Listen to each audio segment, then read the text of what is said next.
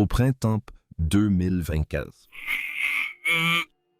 24 des chercheurs de l'Université de Tianjin ont publié un chiffre d'efficacité thermique pour un moteur alimenté à l'ammoniac qui a glacé la communauté des ingénieurs 44,7%.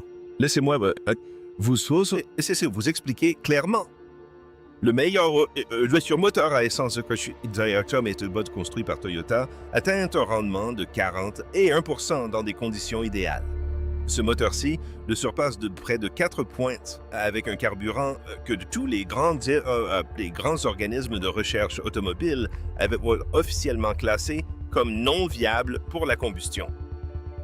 Vous avez bien entendu, un carburant rejeté par l'industrie surpasse désormais la meilleure technologie essence au monde, et ce n'est que le début. Car le chiffre d'efficacité n'est pas le plus important. C'est le carburant lui-même qui compte.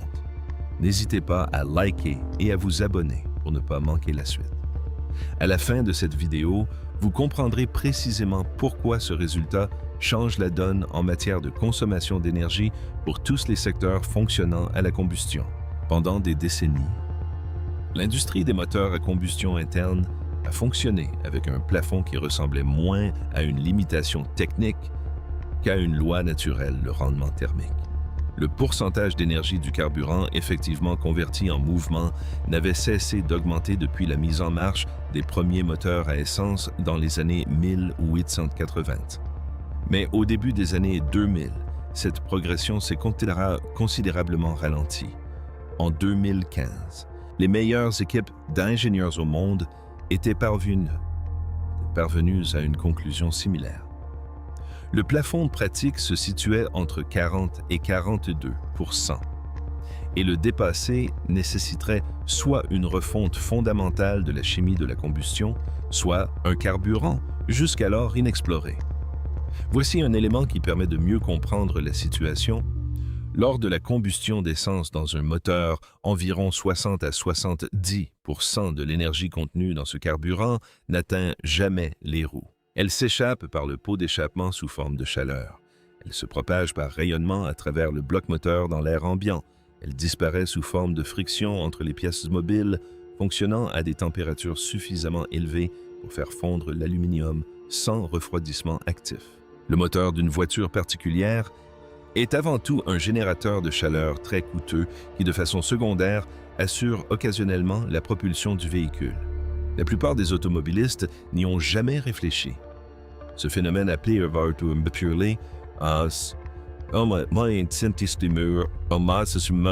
ingénierie est issu du second principe de la thermodynamique. Aucun moteur thermique ne peut convertir toute son énergie d'entrée en travail, car une partie de cette énergie doit circuler du chaud vers le froid pour que le cycle puisse se produire.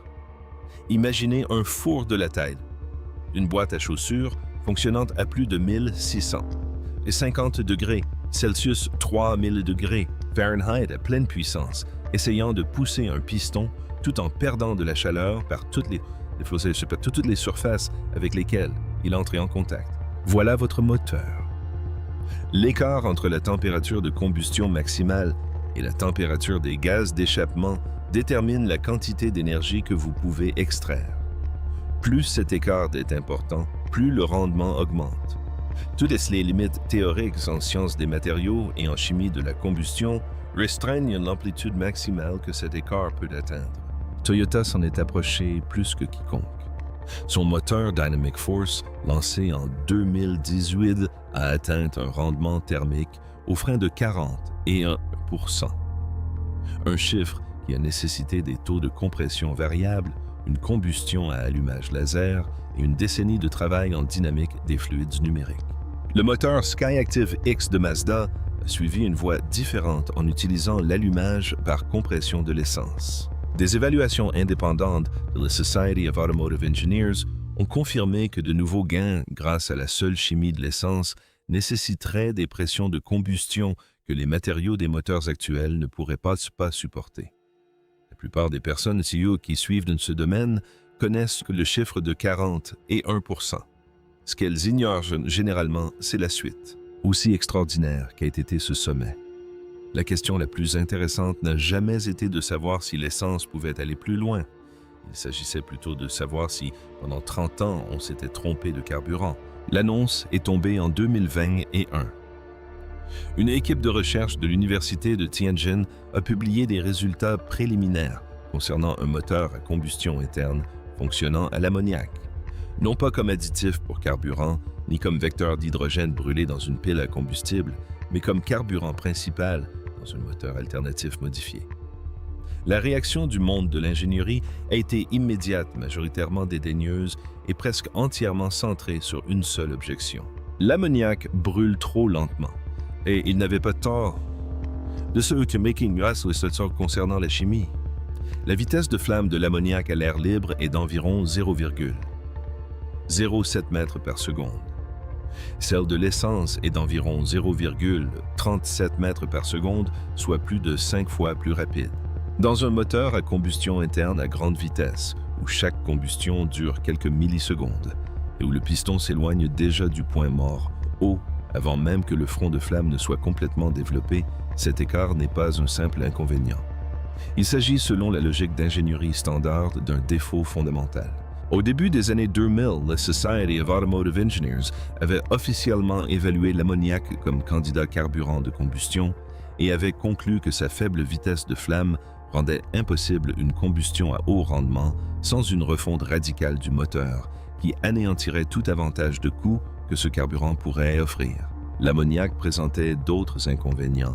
Sa densité énergétique massique est d'environ 9000 BTU par livre contre environ 20 000 BTU par livre pour l'essence. Il était corrosif pour les alliagés de cuivre et certains joints couramment utilisés dans les systèmes d'alimentation en carburant. Sa faible plage d'inflammabilité, entre 15 et 28 % de concentration dans l'air, ne laisse pratiquement aucune marge d'erreur dans le dosage. Sur le papier, cela ressemblait à une liste de raisons rédigées spécifiquement pour disqualifier un carburant d'emblée. On disait la même chose du diesel. Rudolf Diesel proposa la combustion par allumage par compression lente en 1893 et se vit répondre par l'avis général des ingénieurs de l'époque que la combustion lente était un processus intrinsèquement inefficace, incapable de rivaliser avec les carburants à combustion rapide alors en vigueur. On connaît la suite. L'équipe du moteur T était parfaitement consciente des objections. Leur programme, qui s'est considérablement développé entre 2021 et 2023 grâce au soutien du ministère chinois des Sciences et des Technologies, reposait sur une hypothèse précise.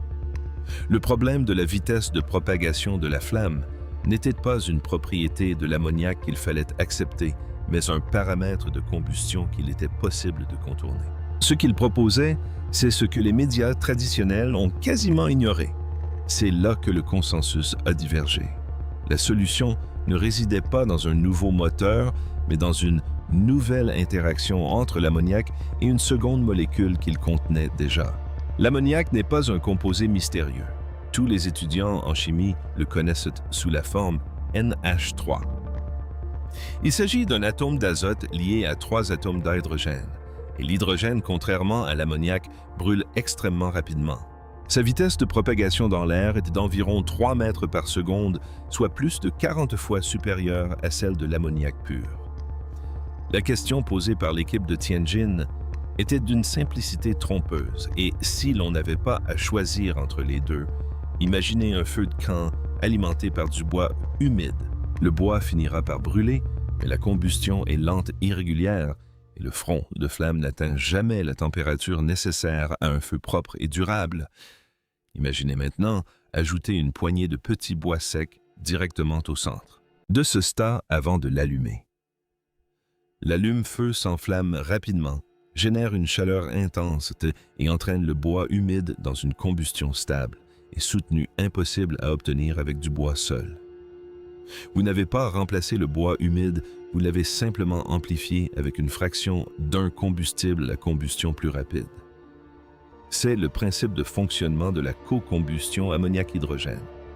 L'architecture de Tianjin va encore plus loin car l'hydrogène ne provient pas d'un réservoir séparé à l'intérieur du moteur.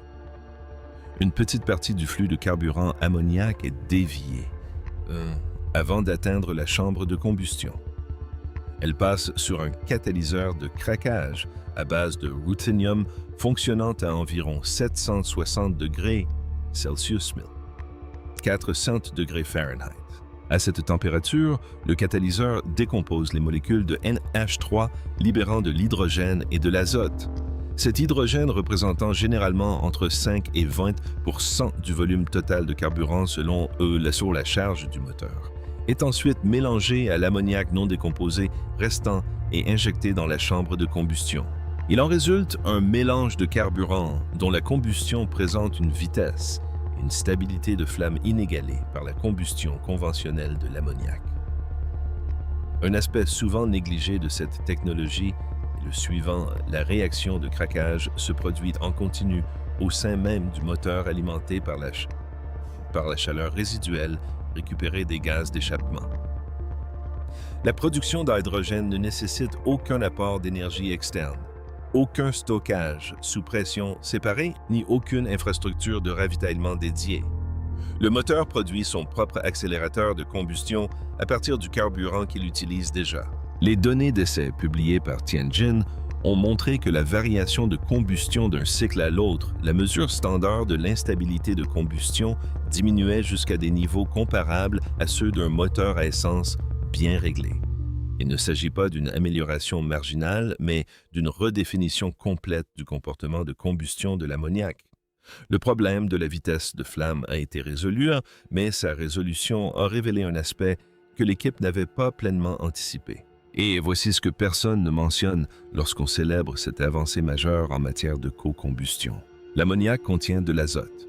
À haute température de combustion, l'azote réagit avec l'oxygène pour former des oxydes d'azote NOx, une classe de composés au cœur des réglementations sur les émissions dans toutes les grandes économies mondiales. Aux États-Unis, la norme Tier 3 de l'E P1A limite les émissions de NOx des véhicules de tourisme à 0,03 g par mile. La combustion incontrôlée de l'ammoniac peut produire des concentrations de NOx qui dépassent largement le seuil autorisé. De plus, l'ammoniac présente un autre problème d'émission que l'essence n'a pas: les fuites d'ammoniac, c'est-à-dire l'ammoniac non brûlé qui passe par le système d'échappement, sont toxiques à des concentrations supérieures à 25 parties par million et font l'objet d'un plafond réglementaire spécifique en vertu des normes de la loi sur la qualité de l'air Clean Air Act. La solution technique standard pour lutter contre les sous-produits toxiques de la combustion consiste à refroidir la combustion et à enrichir le mélange air-carburant. Une combustion plus riche et plus froide produit moins de NOx car les températures maximales restent plus basses. Et des températures plus basses signifient une moindre fixation thermique de l'azote. Cela paraît logique. C'est pourtant précisément la mauvaise décision pour un moteur ammoniac-hydrogène qui cherche à atteindre un rendement thermique record. Une combustion plus riche à basse température anéantit le gain d'efficacité que vient d'apporter l'architecture de co-combustion. On résout le problème des émissions, mais on perd du même coup le record d'efficacité. C'est là que la solution semble vouée à l'échec, et c'est précisément pour cela qu'elle fonctionne. L'équipe travaillant sur le moteur T a utilisé une combustion plus pauvre et plus chaude, soit l'inverse de la solution conventionnelle. Une combustion pauvre à haute température maximise le différentiel de température tout au long du cycle de combustion, ce qui améliore le rendement thermique. Cependant, dans un moteur ammoniac-hydrogène, une combustion pauvre et chaude génère des émissions de NOx que les systèmes d'échappement classiques ne peuvent gérer. C'est pourquoi cette stratégie de combustion pauvre a été associée à un système de post-traitement par réduction catalytique sélective SCR. Une unité SCR qui injecte une solution d'urée dosée avec précision dans des gaz d'échappement, déclenchant une réaction catalytique qui transforme les oxydes d'azote en azote gazeux et en vapeur d'eau. Ces deux composés sont chimiquement inertes. Aucun des deux n'entraîne de contraintes réglementaires. Le résultat combiné, à savoir des émissions de NOx inférieures à 0,02 g par mile, équivalent lors du cycle d'essai du moteur T, respectant les limites de la norme. EEP A Tier 3 a été obtenu en effectuant la combustion dans la configuration permettant une efficacité maximale. Les émissions d'ammoniac mesurées à l'échappement étaient inférieures à 5 parties par million. Le système SCR a géré la charge de NOx générée par la combustion pauvre. Cette dernière a permis d'atteindre l'efficacité recherchée par le programme. Aucun des deux systèmes n'a compromis l'autre. Un fonctionnement à température plus élevée et avec un mélange plus pauvre a permis d'obtenir des émissions plus propres. Le raisonnement conventionnel était erroné. 3 sous-systèmes, chacun résolvant un problème différent. Chacun générant des conditions que les deux autres doivent compenser en permanence et en temps réel. Le catalyseur de craquage ajuste la production d'hydrogène en fonction de la charge moteur. La chambre de combustion reçoit un mélange de carburant dont la composition varie d'un point de fonctionnement à l'autre. Le système SCR doit doser l'urée en fonction des émissions de NOx qui fluctuent à chaque changement de température de combustion. Si l'on utilise une cartographie fixe des tables de carburant statique, un calage d'injection prédéterminé et des températures de catalyseur fixes, le rendement s'effondre. Le système n'atteint son niveau de performance certifié que lorsque les 3 sous-systèmes interagissent dynamiquement cycle après cycle à des régimes moteurs où chaque combustion dure environ 4 à 8 millisecondes.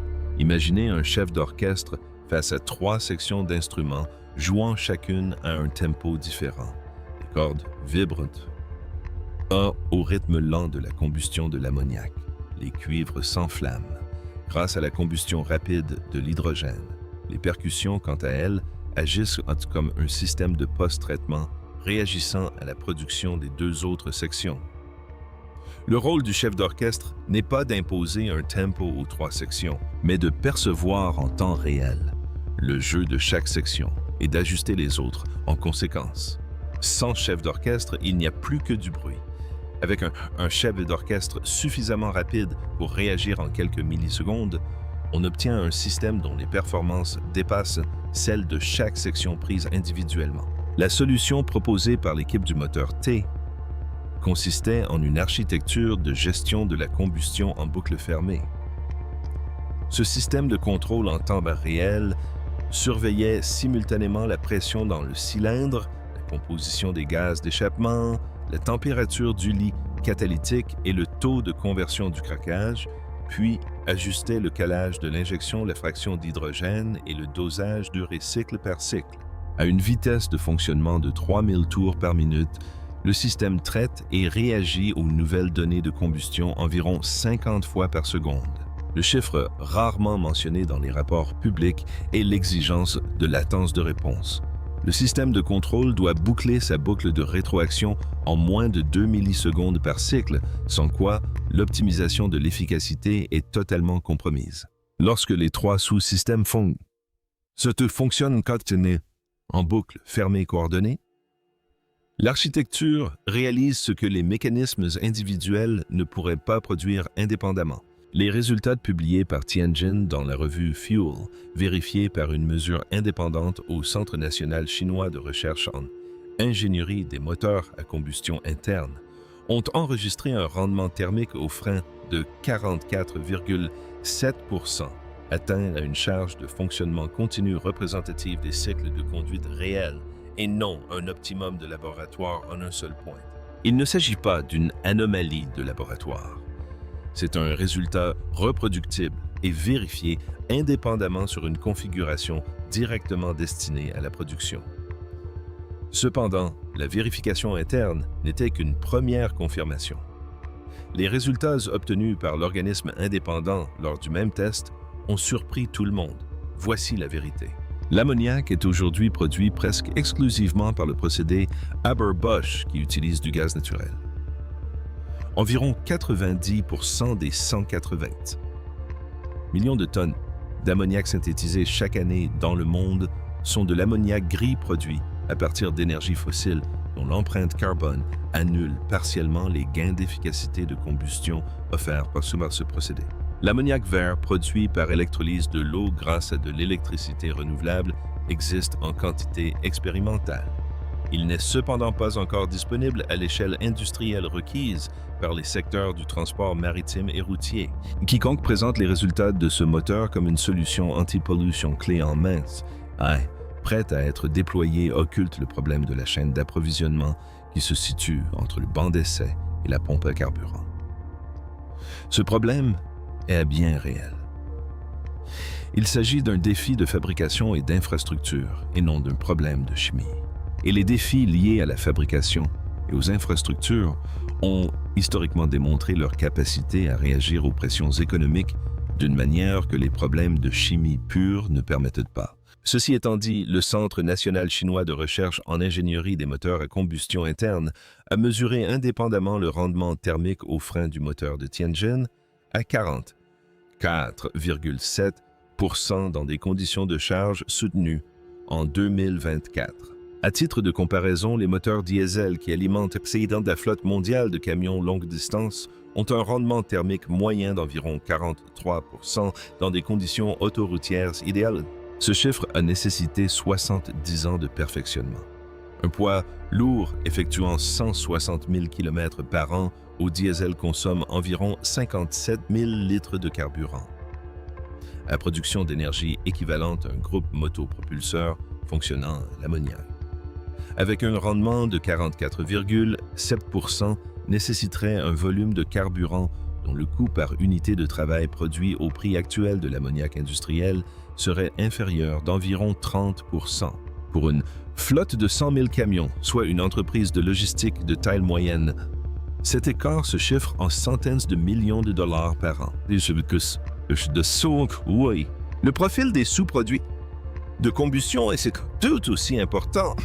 Les principaux produits d'échappement du moteur ammoniac-hydrogène avec post-traitement SCR sont l'azote et la vapeur d'eau. Les émissions de dioxyde de carbone sont nulles au point de combustion. Un moteur diesel équivalent produisant le même travail émet environ 160 grammes de CO2 par kilomètre. Le pot d'échappement de ce moteur fonctionnant à l'ammoniac vert n'émet aucune émission. Il ne s'agit pas d'une amélioration marginale par rapport au diesel.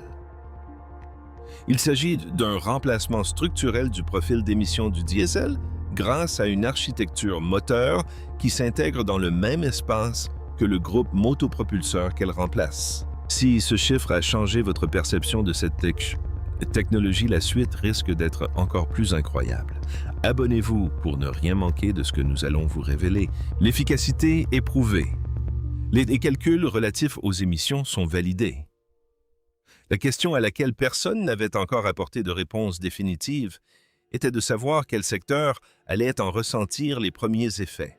Environ 13% des émissions mondiales de dioxyde de carbone proviennent de secteurs que l'électrification par batterie ne peut actuellement pas desservir à l'échelle commerciale. Ce chiffre provient des perspectives énergétiques mondiales où ils sont beau déalcalisés. Mais la silique fait ce j'ai venu sur une petite poisse. MANBAV 3 de l'Agence internationale de l'énergie et concerne spécifiquement le transport maritime en haute mer. Le transport routier de marchandises lourdes sur de longues distances et la production d'électricité de secours à grande échelle. Il s'agit d'industries où les exigences en matière de densité énergétique dépassent les capacités des batteries et de lithium-ion en termes de poids et de volume économiquement viables. Cet écart n'est pas une simple question d'ingénierie. Les cellules de batterie lithium-ion actuellement disponibles stockent environ 250 à 300 Wh par kilogramme. Le gazole, quant à lui, stocke environ 12 000 Wh par kilogramme, soit près de 40 fois plus d'énergie par kilogramme que les meilleures batteries commerciales. Un porte-conteneur transpacifique alimenté par batterie devrait consacrer la majeure partie de sa cale au système nécessaire à la traversée. Malgré cela, le navire n'y parviendrait pas.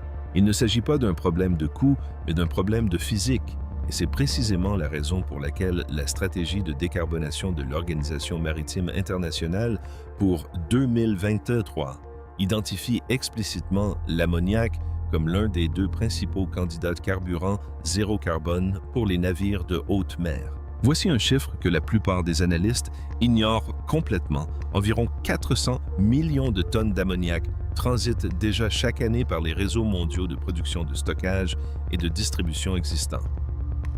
L'infrastructure portuaire mondiale gère actuellement l'ammoniac liquide à l'échelle commerciale. Aucun nouveau réseau de ravitaillement n'est nécessaire. Puisque les canalisations, les réservoirs et les terminaux de chargement existent. L'ammoniac est stocké à l'état liquide et moins 28 degrés Fahrenheit, moins 33 degrés Celsius à pression atmosphérique. C'est froid mais gérable grâce au système de réfrigération industrielle classique. L'hydrogène, en revanche, nécessite soit une compression à 10 000 livres par pouce carré, 70 bars, soit une liquéfaction à moins 423 degrés Fahrenheit, moins 253 degrés Celsius. Cet écart en matière de stockage et de manutention élimine l'obstacle infrastructurel qui a bloqué les moteurs à combustion d'hydrogène pendant 3 décennies. Non pas en le résolvant, mais en le contournant grâce à une molécule pour laquelle un réseau logistique mondial est déjà en place. Man Energy Solutions et Wärtsilä ont tous deux annoncé des programmes de moteurs marins compatibles avec l'ammoniac visant un déploiement commercial avant 2030. Le parallèle historique est instructif. Lorsque le diesel a commencé à remplacer le charbon dans le transport maritime dans les années 1920, les analystes du secteur estimaient que la transition prendrait 50 ans. Elle a duré 15 ans. L'architecture de craquage embarqué offre le même type d'avantage que le diesel à l'époque, un véritable atout technique qui ne peut être reproduit par la simple copie d'un brevet, car cet avantage réside dans le fonctionnement du système et non dans sa composition. La limite technique était d'ordre technique, non politique ni économique. Technique. Et elle a été surmontée. La question n'est plus de savoir si cela va transformer l'industrie, mais à quelle vitesse. Le moteur à combustion était censé disparaître avec la transition énergétique. Toutes les feuilles de route crédibles publiées entre 2015 et 2020 prévoyaient son abandon progressif, remplacé par des systèmes électriques à batterie et des piles à combustible à hydrogène, sur une période de plusieurs décennies. Ce que les résultats du moteur T mettent en lumière, c'est une possibilité que ces feuilles de route n'avaient pas envisagé le moteur à combustion avec le bon carburant pourrait ne pas être la technologie remplacée. Il pourrait être le véhicule de transition lui-même. L'architecture qui permettra au secteur non électrifiable de franchir le fossé vers le futur zéro carbone que ces feuilles de route visent. Il ne s'agit pas d'une simple révision du discours traditionnel. C'est un discours entièrement différent. Si vous êtes arrivé jusqu'ici, vous en savez désormais plus sur la combustion de l'ammoniac que la plupart des spécialistes du sujet. Voici ce qui a été réellement prouvé dans cette cellule d'essai de Tianjin. Un moteur à hydrogène à circuit fermé, fonctionnant à l'ammoniac. Utilisant un craquage catalytique embarqué et une réduction catalytique sélective après traitement, atteignent un rendement thermique au frein de 44,7% avec des émissions de carbone. À l'échappement, quasi nul surpassant. C'est ainsi le meilleur moteur à essence jamais produit, avec un carburant disposant d'une chaîne d'approvisionnement mondiale existante, dans une configuration avec un chemin direct vers la production. Les mécanismes ne sont pas exotiques. Les matériaux ne sont pas rares. L'infrastructure existe déjà. Ce qui manquait, c'était la preuve que 3 sous-systèmes simultanés pouvaient être coordonnés avec suffisamment de précision pour dépasser la limite que toute l'industrie considérait comme infranchissable. Cette preuve existe désormais. Les secteurs qui ne peuvent attendre les batteries l'ont bien compris. La question qui demeure, celle qui déterminera la vitesse de développement de cette technologie, n'est pas de savoir si la combustion de l'ammoniac est viable.